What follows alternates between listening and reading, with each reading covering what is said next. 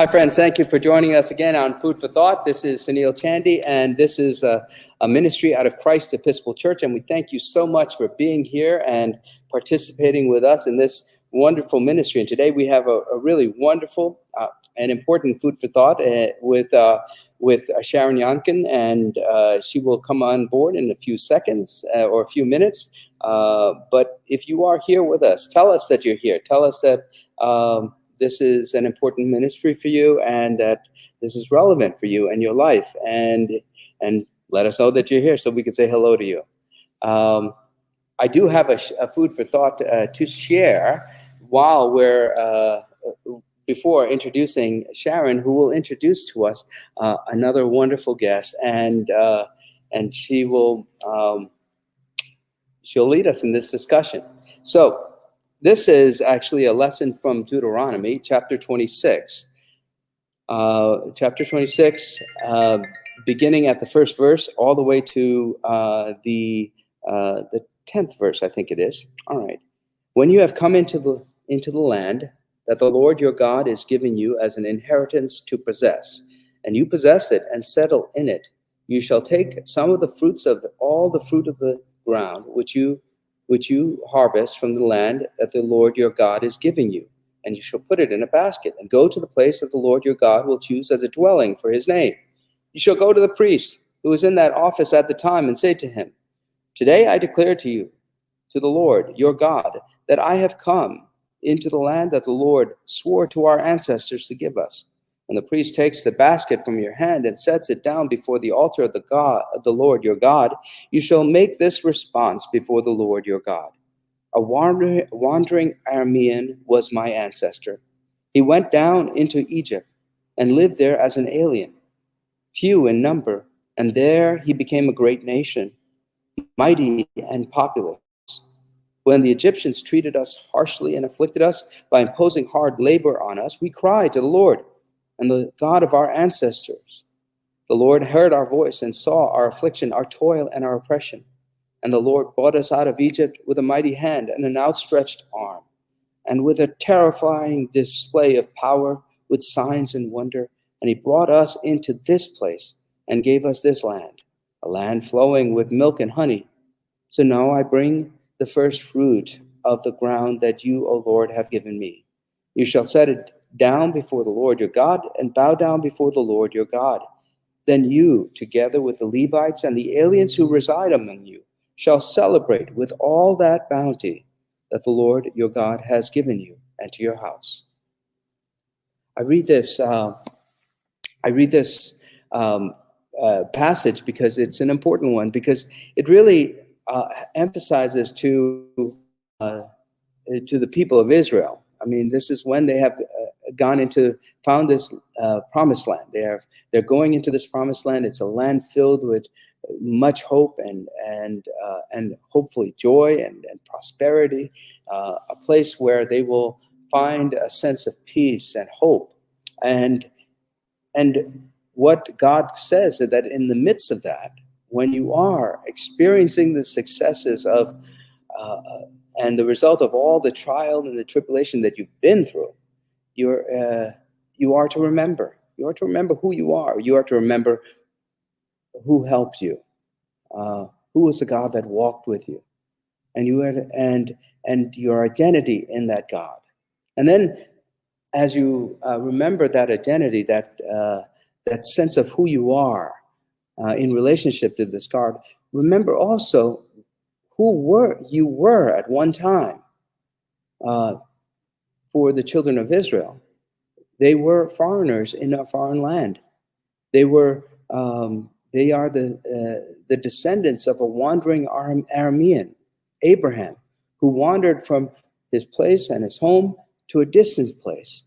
And so he was a stranger always. And their tribe and their nation were filled with this experience of being different and new to the land, new to the people that they walked with and eventually called as community. And so, when you are new that way, when you are a foreigner, there's this, and you remember that, there's a sense of humility you have because you Depend on the kindness of the people around you, the openness of the community, so that they will let you in and help you participate and help you participate in that community. I think this is an important thought for Israelites, because once they move into the new promised land, right, of course, and they are settled together and they have established a government and established the monarchy and established institutions, they are now the people in control. And God reminds them to always have a heart of compassion and a heart of empathy, to recognize the stranger in the midst of them, because that stranger in the midst of them has had their experience, or the Israelites have had the experience of being a stranger and being a marginalized group at one time. I think this is an important lesson for us in America, because America is filled with people who are coming from all over the world. I'm actually an immigrant, right?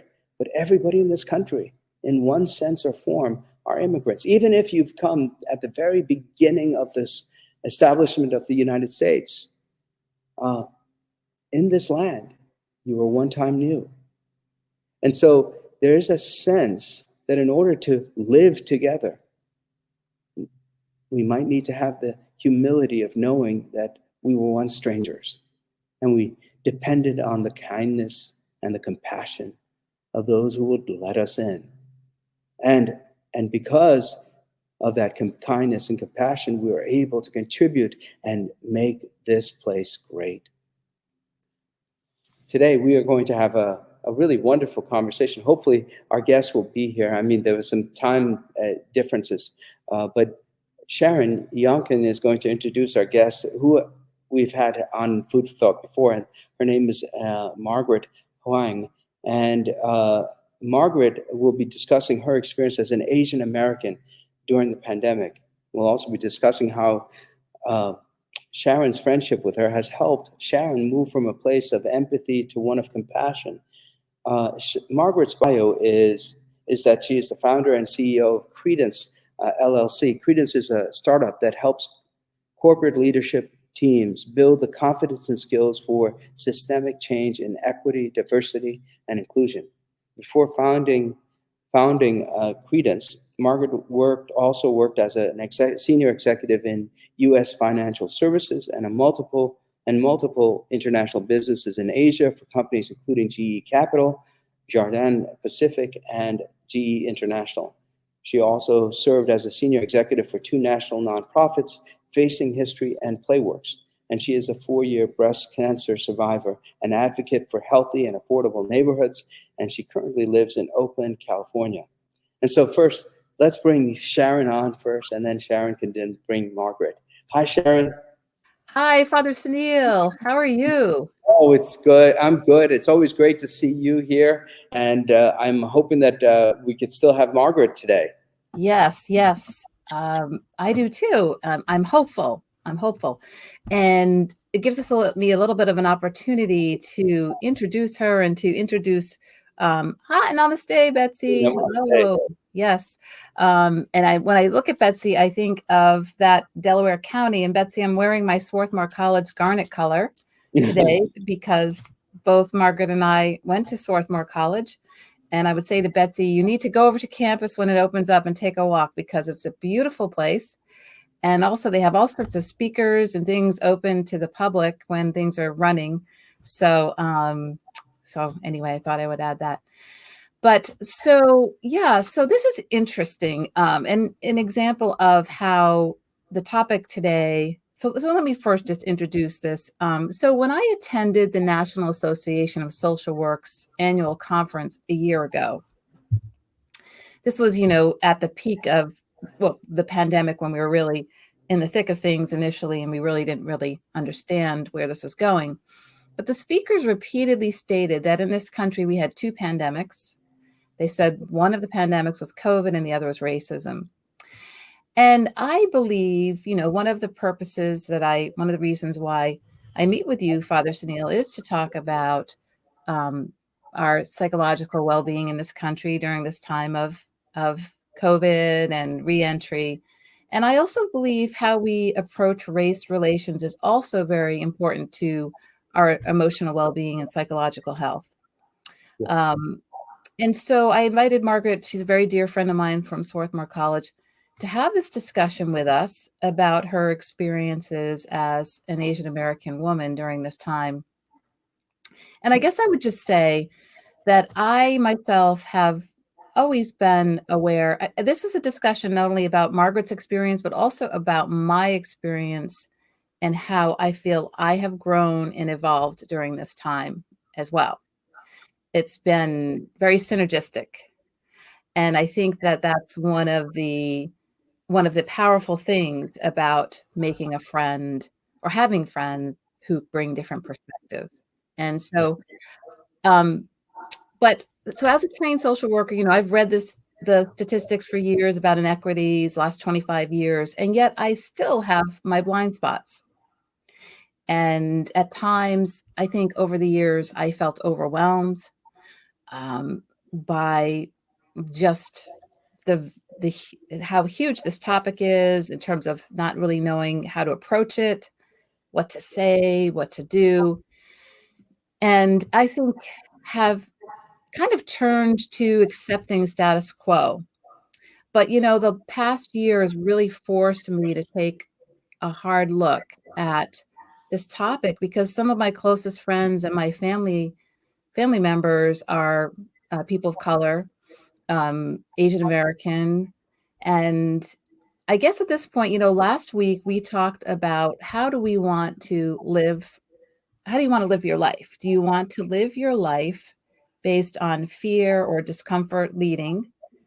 I could allow that discomfort that I feel, oh no, I might say the wrong thing. I might do the wrong thing. This is such an overwhelming topic. This is too much. I could let that lead, or I could let my value lead, which is I don't want to see people that I love suffering. My values as a Christian woman of wanting equity, wanting compassion, wanting to alleviate suffering if I can. So I'm choosing to let those values lead, even though in my journey, I've had moments of discomfort. I've had moments where I've had to look in the mirror at myself and feel kind of a sense of embarrassment by maybe, gosh, that should have been obvious. Why didn't I see that before? But I think by facing that discomfort, I am growing and learning and believing that I can make a difference, and also thinking of myself as an ally because I want to help decrease suffering of those people that I love. So I think I've moved from a place of empathy. Empathy is defined as, according to the Webster Dictionary, as an action of understanding or being aware or sensitive to someone's suffering. But compassion is actually being aware of the suffering and actually having a desire to try to mitigate the pain, to decrease it.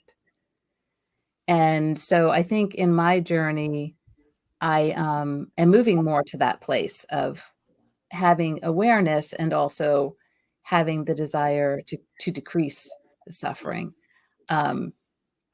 So in my journey with my friends of color, Margaret being one of them, it's interesting because as I was preparing for the show today, because we're friends and we have this topic, I did some research about what we have going on in Rhode Island. Yeah. About the Asian population. Like I would have never even thought to do this normally. Yeah. And this is an example of how like these friendships and these discussions can help us all to grow. And I looked at the statistics in Westerly, for instance. So in Westerly, we have close to 18,000 people. Approximately 92% of the folks in Westerly are white. 3.7 are Hispanic, 2.7 are Asian, and 1.7 are African American or Black. And the cities with the largest Asian populations in Rhode Island are Cranston, which has about 6%, Providence has about 6%, and Woonsocket is close to 6%. Now, where Margaret is from in Oakland, California, they have a population of 433,000 people with 35% white. So 35% white in Oakland, 92% in Westerly. They have approximately 24% Black African American, and almost 16% of Asian Americans. So she's brought a different perspective for me in terms of how I have, she comes from a more diverse place. And so being Facebook friends with her has really opened my eyes to see what it's like, what's going on in Oakland versus what's going on in Rhode Island. And it's causing me to ask questions myself about, our Asian American population in Rhode Island and what's going on here, and being more curious even in just preparing for this show. I did some research about Chinatown. Do we have a Chinatown? Mm-hmm. And it's not clear to me. Actually, I need to take some more time, but it seems as though at one point we did. And then at some point there was a suspicious fire or something. Wow. Okay.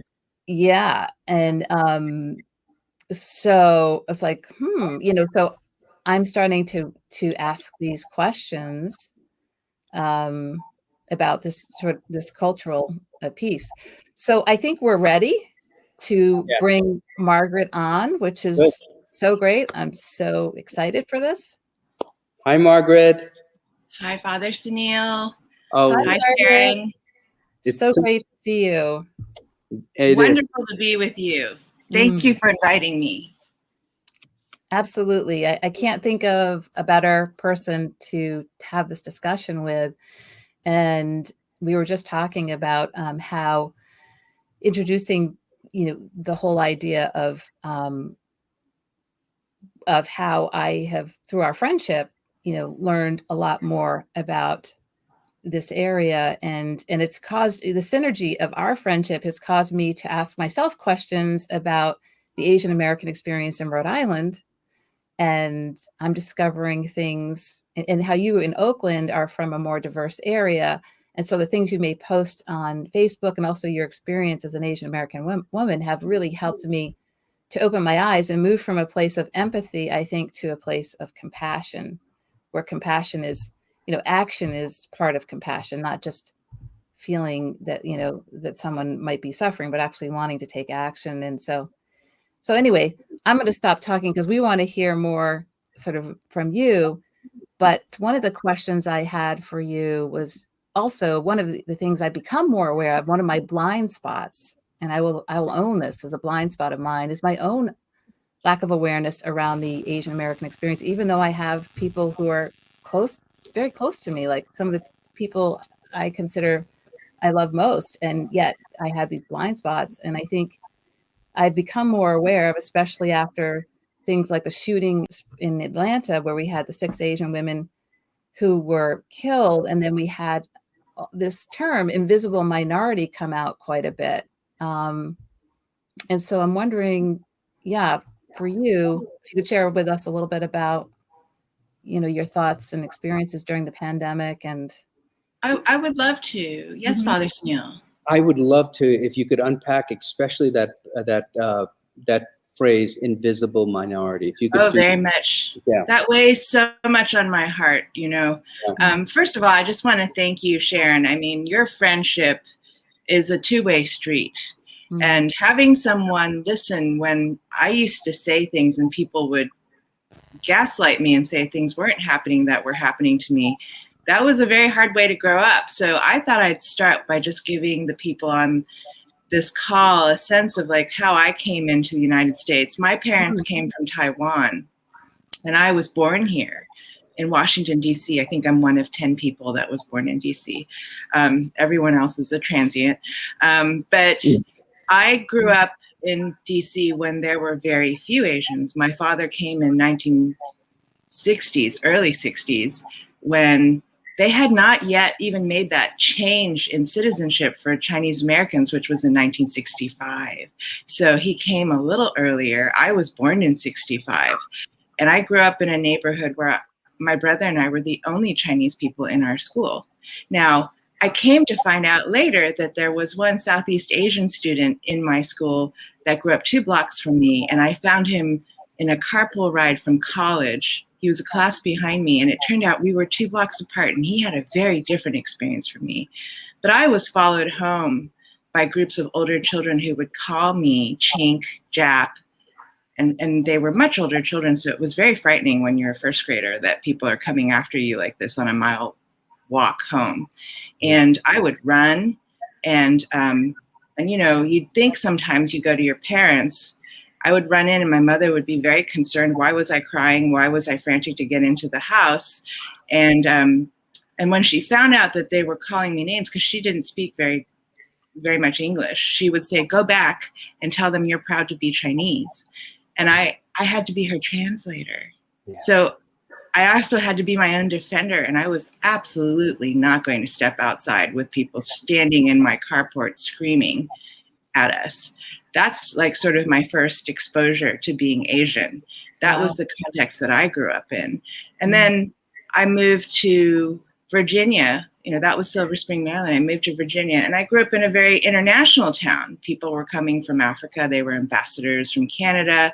There were military people who rotated through. I had all kinds of different Asian friends. Not only was I no longer the only Asian, but there were people who were Korean. There were people who were Japanese. I was exposed to so much more than where I had originally started. And I also believe that where I originally started, it was my little sliver of the neighborhood that I experienced. Because I found out later somebody who grew up 2 blocks away from me had a very positive experience. And it's, so one of the most important things I want people to take away from that story is you can change things for other people. Your friendship, your kindness to a neighbor absolutely can change somebody's life. And it can also make it worse. So that's just where I started. I spent my life then living overseas for 13 years in Shanghai, which is not where my family's from. My family's on the other side of the political divide in Taiwan. And that was very complicated for my family to see me going there. They challenged me a lot, and they had a lot of fear of people who were Chinese in mainland China. And I kept telling them, it's not the people you may be afraid of. Maybe it's the government you're afraid of, but the people, you have to be careful not to generalize our people into one big category. And later, come to find out, lots of my relatives have invested in factories or businesses over in China. So things change. Things change. And then when I eventually landed in Oakland, I had already lived many, many places. And even inside the Bay Area, I have lived in 4 other neighborhoods. I have lived in the East Bay, where it's primarily suburban and predominantly white. Or I've also lived in Piedmont, which is a very exclusive neighborhood where I worked on issues with my community around people who live there who were being questioned by their police for being Black. So somebody actually had, one of my closest friends had somebody come into their house, the police, and say, "What are you doing here?" And he said, "I live here. This is my family." And his wife was in the background. She was white.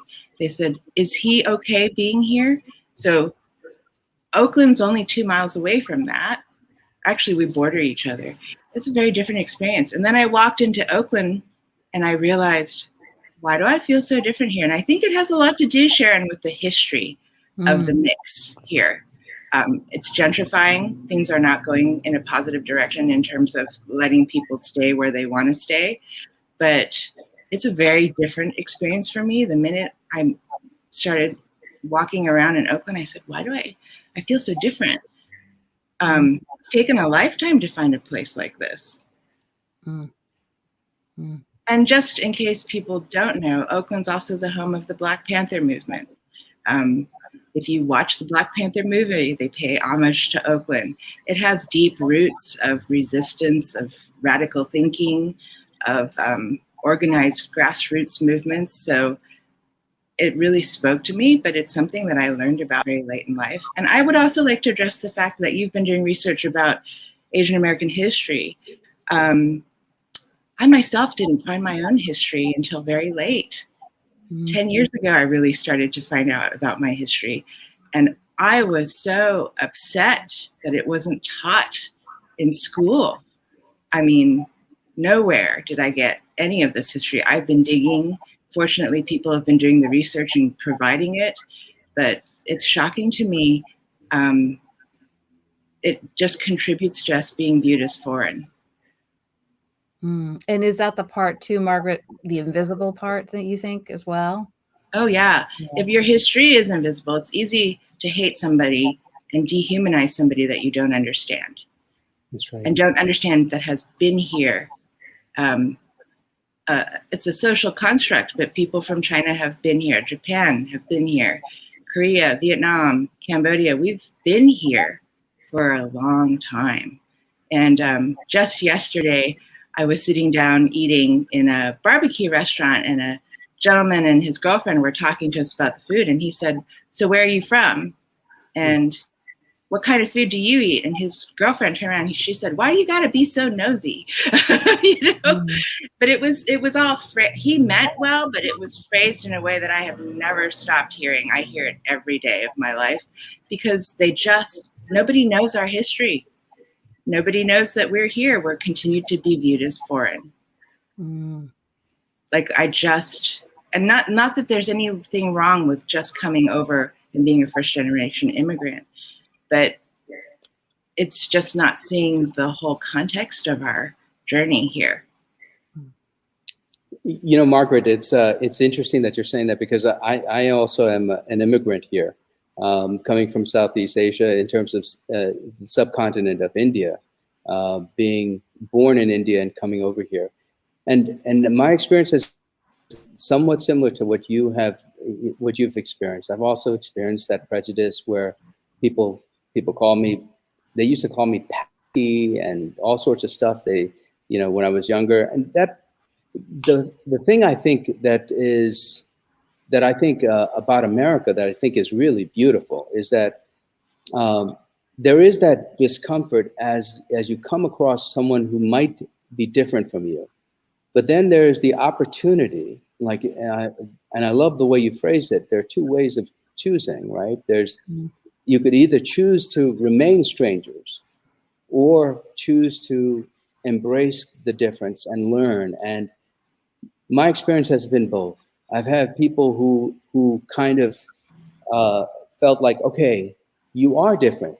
And some of the things that I might say to you might be really offensive, but you have to tell me the truth that they are offensive to you, right? Right. And then when I do, we explore, we talk, we think about these things, and then all of a sudden, there's a new level of comprehension and friendship. Absolutely, it comes from. I always really find a lot of power behind you learn about what you care about, and when you care about somebody else, you can learn. And there are, and this is not the story of just Asian Americans. There are so many families generationally who have so much to learn across differences, right? But they care, and somehow, not always successfully, but people will, if they remember to keep the care and the love at the forefront, will hang in there in some really tough discussions and try to get to a place where everybody can understand each other, or at least begin to understand each other. But if you don't care, you won't learn. Yeah, I think it's interesting also that even among generations of communities, right? I mean, people, you say, like fresh off the boat, right? Who just come in, and people who have been here for a while, and you don't find any action. The question I always ask, where's your action? What happened to it? When did you lose it? Well, honestly, to tell you the truth, I've lived here most of my life. I have an accent when I go back to India, Yeah, I don't have an accent. I was born here, and I've told people, this is actually one of my defense mechanisms, is to always say where I was born. And people will still say to me, but you speak such great English. Yeah. Thank you. And so so that's a sign to me, Sharon, of how invisible I am. I've actually told you something. I've signaled something to you, and you just blow right past it. You didn't hear what I had to say, and you didn't stop and say, okay, so she's not overnight. She probably grew up in the same schools that I did, you know? It's pretty astonishing. I've said it 2-3 times sometimes in conversations, and people just continue until I have to be really explicit with folks. So I've gotten stronger at doing that. I think when I was younger, it was very heartbreaking. I don't know why people were so unable to hear, but I think that, you know, Asians as a group have, I read something recently that I shared, Father Sunil, with Sharon. It was a writer who was saying Asian Americans are the people who are supposed to care about everybody else, and nobody cares about them. And I'll take that a step further. I've been feeling that because when you look at the statistics around COVID impacts on communities of color, you will often see Black and Latinx, and you will not see mention of Asian American. And in fact, Scientific America came up with a series of very, very well-researched papers that were pointing out that the impact is quite high with Asian Americans, especially if you disaggregate the data. There are a lot of Filipino nurses in hospitals. There are a lot of frontline workers in certain industries, and nursing healthcare, nursing homes, for example. And death certificates are not properly categorized. So I am really heartbroken at the fact that the data is there and people still don't mention. That's a sign of how people don't think of us as a group that is a community of color with the impacts that go along with this social stereotyping. And, you know, the anti-Asian hate is also connected to this old stereotype that Asians are dirty and vectors of disease. And, you know, so this fact that you would, during a COVID epidemic, where there's also the other virus of hate going on, like you mentioned at the Atlanta shooting, Sharon, that people are not even mentioning nationally in the media when they're talking about impacts of categories of color being impacted, communities of color being impacted, that they actually omit Asian Americans, which is astonishing because the data doesn't actually reflect that.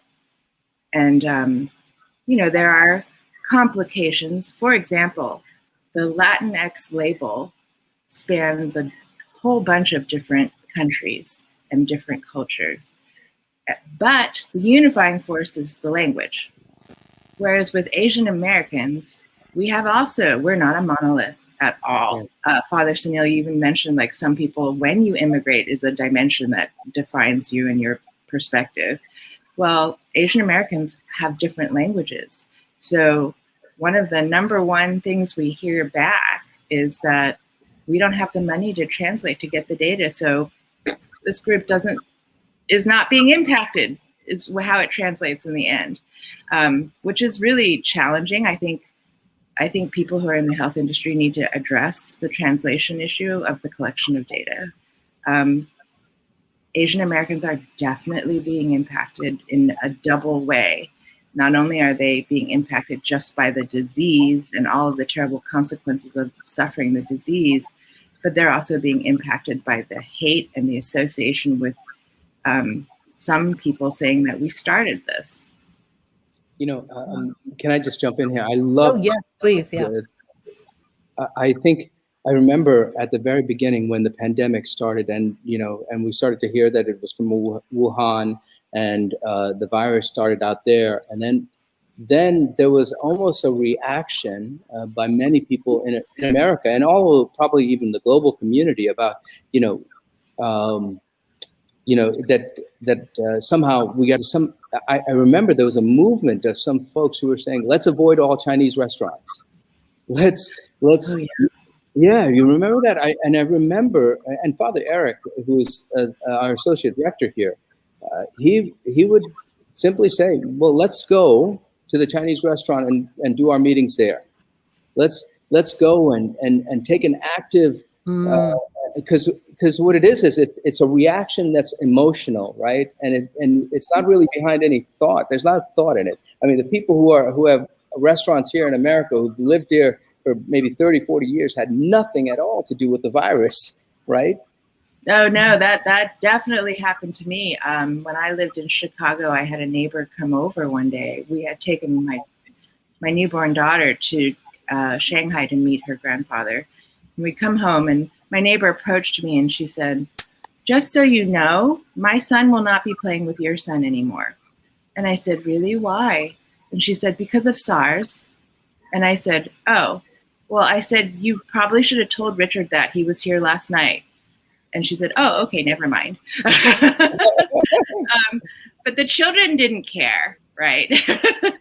But she thought, because I had been to, at that point, it was the exact same thing that's going on with COVID. Yeah. You're Asian, you went to China, you might have SARS. So many, and we're not the first group to be misunderstood around a disease because, as you said, fear drives fear shuts down your cognition a lot of times. Yes. Right. And so if you don't say I'm afraid and I try to regulate my fear so that I can actually think through what is actually happening. I mean, to be honest, I understand that at the beginning of COVID, I was wiping down my groceries. I was afraid. I didn't know that at that point.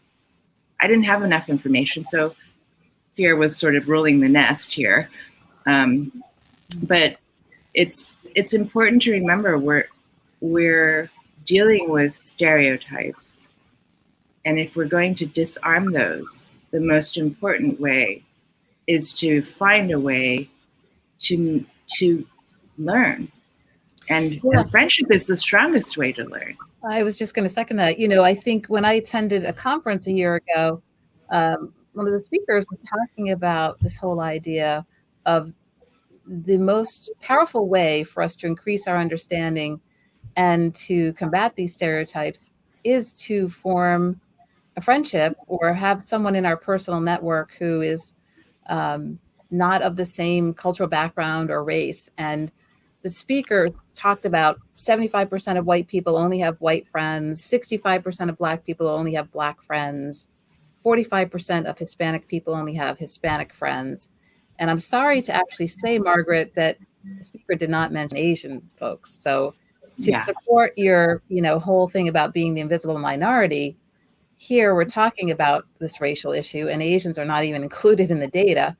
But so I think that that's one important action step that people can take, is to try to have someone in their personal network who brings a different perspective. It's really powerful in terms hugely powerful, right? I mean, I'm looking at all the ways that our friendship has been so synergistic in my growth, and you'll bring something to me, and then maybe I'll bring something back to you.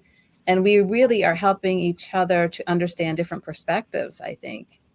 And it's so important, Sharon. And at the same time, it's also hard. I know a lot of people are afraid, like you don't walk up to say to someone, will you be my friend because you're different from me? That's not a great approach. Yeah. And I have to tell you, it's also my impression, just based on comments I've heard or things that I've read, that there are a lot of folks out there who are really afraid of saying or doing the wrong thing when it comes. Right. So let's talk about what could be done there to really help expand. Well, so to me, it's very dangerous to walk up to somebody and just say, because of the way you look, I want to be friends with you because I don't have a friend like you. Yeah. That's actually happening. I mean, you'll hear a lot of, in fact, in the Black community, I see a lot of social media around, look, it's not my job to educate you. It's not my job to be your friend. I'm tired of everyone's, because, imagine if you're the person who's like me when I was growing up, the one Chinese person in the neighborhood, and suddenly everybody started talking to me. That would be overwhelming and very emotionally challenging for me. All this time you've not seen me, and suddenly you see me. Yeah. And it's for your own purposes, not to find something more organic. I would encourage people, if they want to broaden their networks, because, it's hard if you're living somewhere which is predominantly one culture or one race, that there's lots of ways you can change that. You can do what Father Sunil said. By the way, Father Sunil, I asked all of my friends in the network to please go to Chinatown. If you don't have a Chinatown, please go to a Chinese restaurant.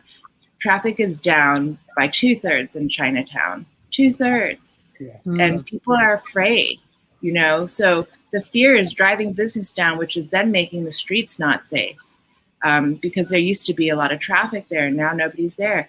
And I can't tell you how much it means to me when I go into Chinatown and I see people who are white eating there and buying things. It makes me feel very supported.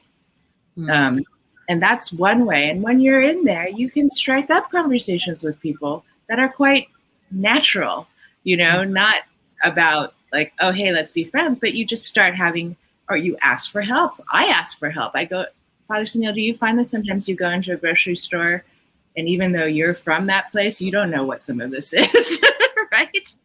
And so you ask. I know.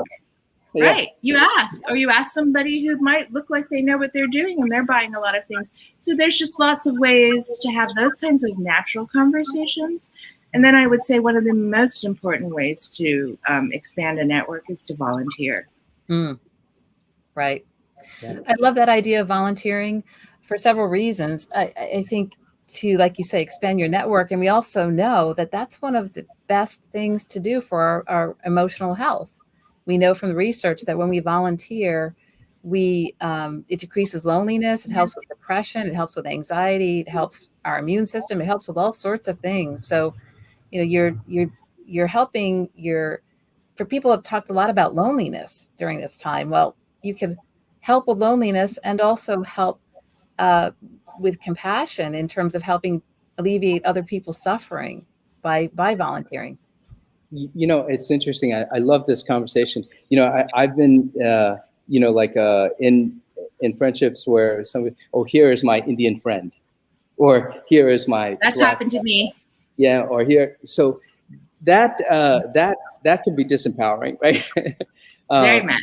Right, but a better way to bring people into the conversation and I think, Sharon, you pointed to this earlier in our earlier conversation, to come out of depression and to come out of hopelessness is to be curious about the people in the world around you and the people that you have that might come from a different place, that might teach you something new and wonderful. And I think that curiosity is just amazing. I mean, Margaret, you were born in Taiwan. And no, in DC. DC. Oh, you were born in but your parents were from Taiwan. You said, right? Your parents. Right. I didn't even pay attention. I'm sorry. But I mean, but it's like this. Like even talking to your parents about what's the difference between Taiwan and mainland China, and that type of thing would be really good. That's one thing about curiosity. I think it's a wonderful way, instead of saying I want to have like an Asian friend, or I want to have a black friend or an Indian friend. I want to have a friend. Doesn't matter where you come from. I'm just curious about who you are and where you come from. I want to learn. That's beautiful. The second thing I think is also in communities of color, especially I know when I was growing up as an Indian person, or as an Indian in America, sometimes you want to blend in. You want to be the quiet person. And there is the problem, I think, too. Sometimes you don't want to create, it's like, so that incident that you were talking about when you were younger, I could just imagine as a 6-year-old, I don't want to deal with these type. I don't want to create any waves. I don't want to be different. And there's a part of us that wants to just simply assimilate and be not unique. And I think there's a struggle there. But the problem with that is we tend to be quiet. And that's our stereotype, which then perpetuates another problem. I was not somebody as a child who was naturally quiet. I became quiet because of the situations I was in. And those were situations that developed out of fear. Yeah. I mean, I literally had a gang following me home. So and I had it at school and nobody did anything about it. Nobody cared. So it was a defense mechanism, as you were pointing out. But I have been working myself in terms of what do I have to change? That is my legacy of my oppression that I've got to change. So recently I was telling Sharon, I was in a situation where I was very unhappy with the fact that someone had basically done something to me, and everybody was worried about how that person felt and not so much about how I was feeling. And everyone just assumes Margaret's strong. Maybe that's all part of the package, like you said, of like defending yourself, right? And not making waves, not saying, oh, I'm really upset. I just kept quiet. And then I said, I have to unlearn this. It's not that these people would not have responded, but I actually have to speak up and give them an opportunity to understand that I feel very invisible right now. Why are you talking about the perpetrator's feelings all day long? And no one has asked, and you're doing it in front of me. So are you not seeing that I'm here? I'm here, but also it's my fault. I didn't say something. So when I said something, everybody immediately said, good gracious, thank you for saying something.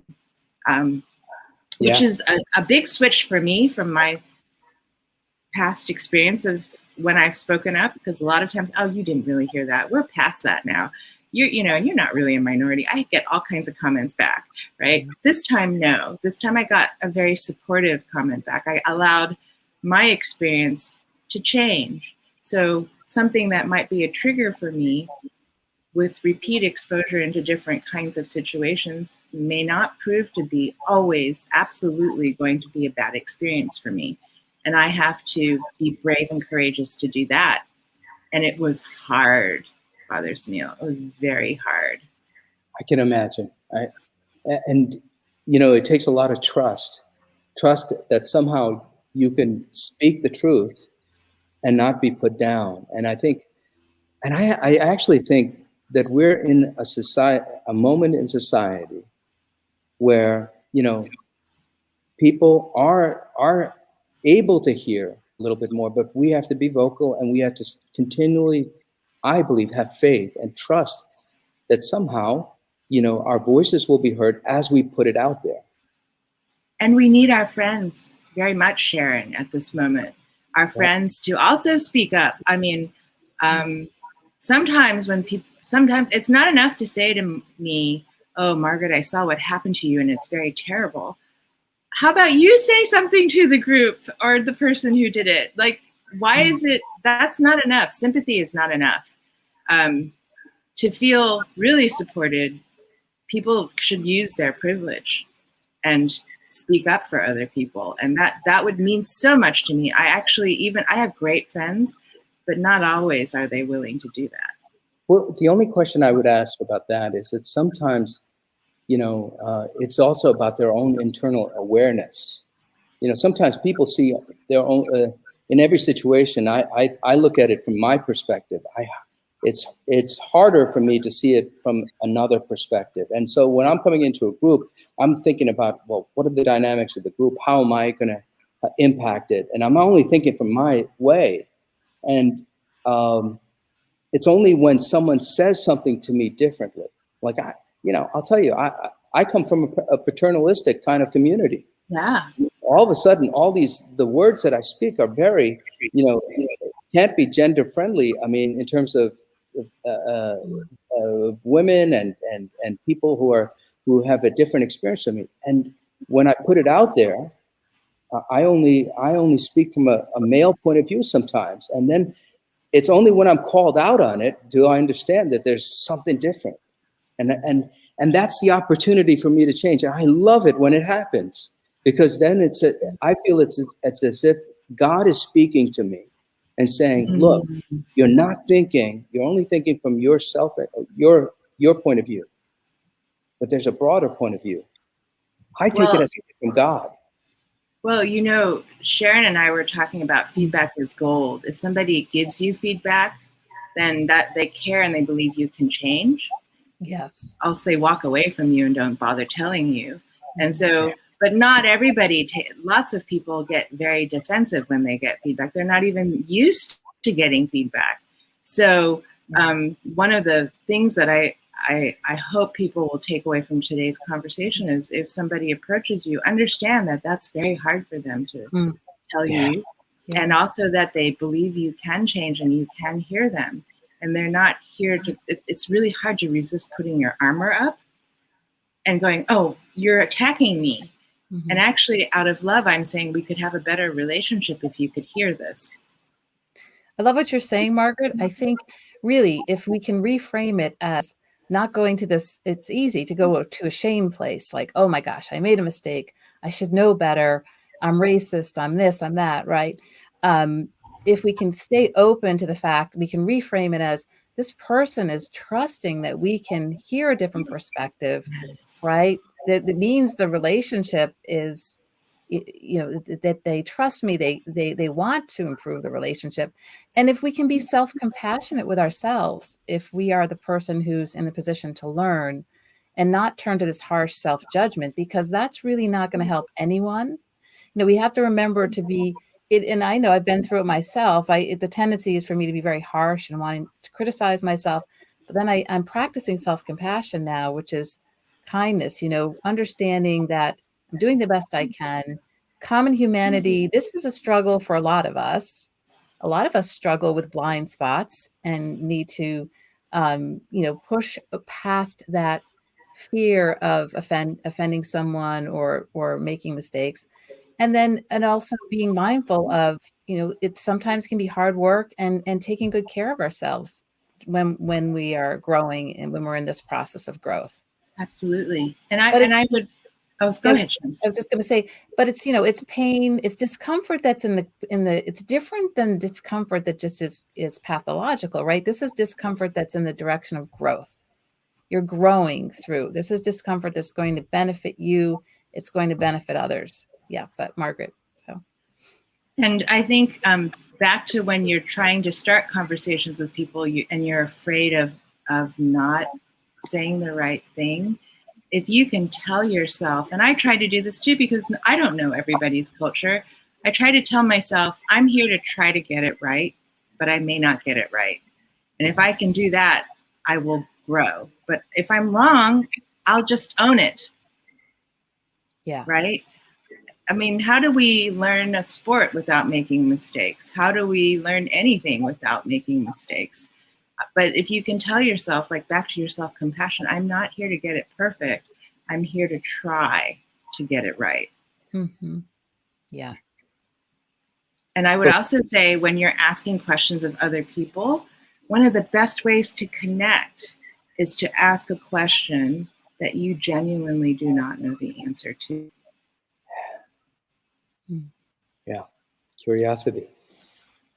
Yeah. Right. That, and the other people will feel that genuine, like, because sometimes you can ask a question because you've been taught to ask a question and you know that you should lead with, how are you? How's the weather? You know, all these things that are not, but today I honestly would love to hear about something that I don't really know much about can be very disarming. Yeah.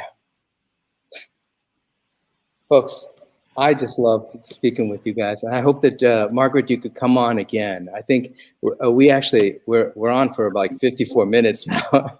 I know. It's usually like a half-hour program. But this has been such an important and interesting conversation. And Sharon, thank you for bringing Margaret on. And Margaret, thank you for spending some time with us. Hopefully we could continue it sometime in the future. What do you think? Yes. And thank you for having me here. It's such a safe, wonderful place to have a conversation. I feel very fortunate to know both of you. Yeah. Oh, that means that I feel the same way. It means a lot to me too. And, you know, I look forward to our continued growth together and friendships. Yeah. Yeah. And bye, guys. Thank you and keep doing the great work. God bless you all. Bless you too. Bye-bye.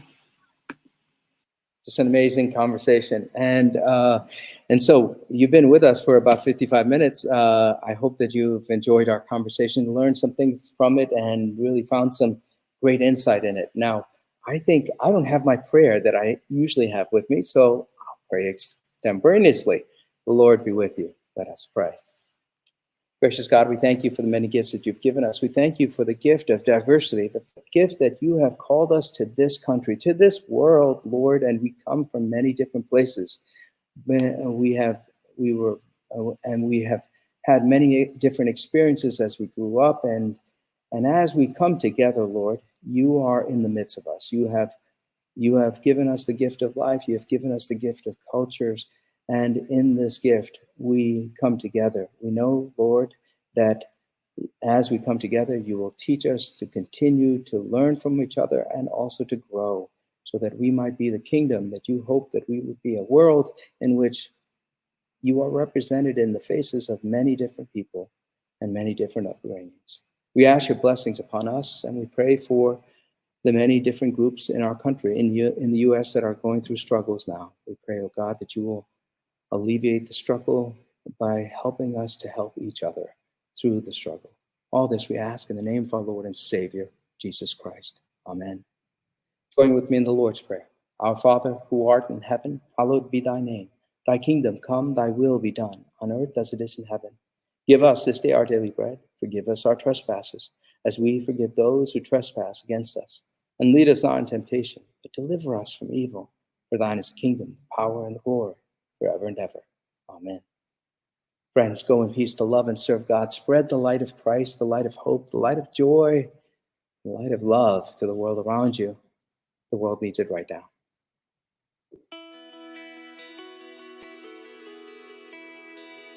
Thanks for watching.